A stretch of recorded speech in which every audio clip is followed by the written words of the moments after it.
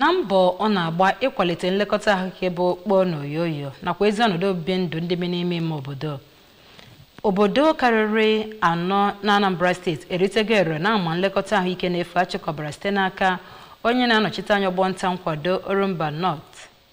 n'alaka omebe iwu Anambra steeti bụ Honorable Paul Obu na njikọ aka gọọmenti Anambra steeti nakwa National Association of Nigerian Nurses in North America NANNA.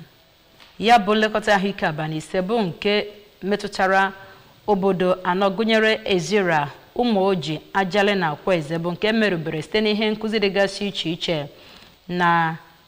ụlọ ọrụ onye odeakwụkwọ gọọmenti Anambra steeti dị n'Ọka. Ụfọdụ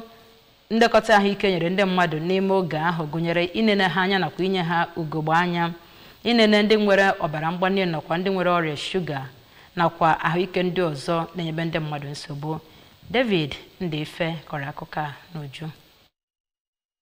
Ka ọ na-ekwu okwu na mbido mmemme ahụ, onye chief facilitator nke amụma ahụ, onye bụkwa onye nọchite anya Orumba North Constituency n'ụlọ omeiwu steeti a, Honorable Paul Obu kenere Gọvanọ Soludo maka mwugharị ọ na-ewugharị ọnọdụ ahụike na steeti a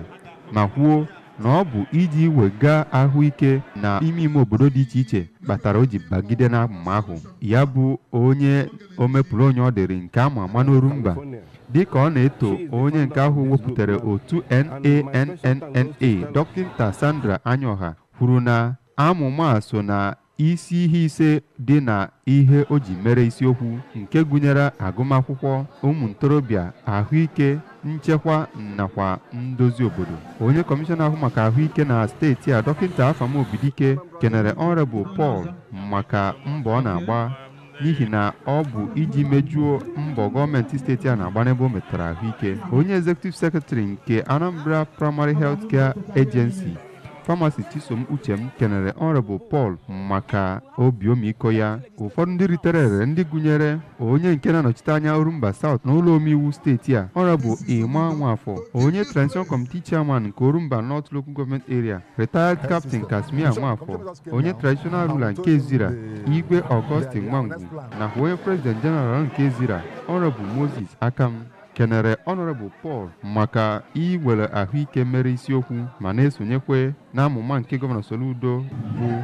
akụ ruo ụlọ. Na mbụ ka onye isi ya bụ otu bụ NANNA nke New Jersey bụ Oriakụ Stella Ngozi nakwa onye isi oche NANNA Dọkịta Esther Oshunluyi nakwa Dọkịta Tesi Okoro kenere Honorable Paul Obu maka ịchịkọba ya bụ amụma ma gwazie ndị ahụ ritere erere ka ha gbaa mbọ na-esonye ndụmọdụ e nyere ha n'ọrụ ijikwa ya bụ Honorable Paul Obu dịka onye patron nke ya bụ otu NANNA ịnabata Pharmacy Chisom Uchem n'ime ya bụ otu nakwa ịgbape ya bụ Primary Health Care Center nke alụgharịrị n'Ezira bụ ihe ndị emepụtara na ya bụ mmemme.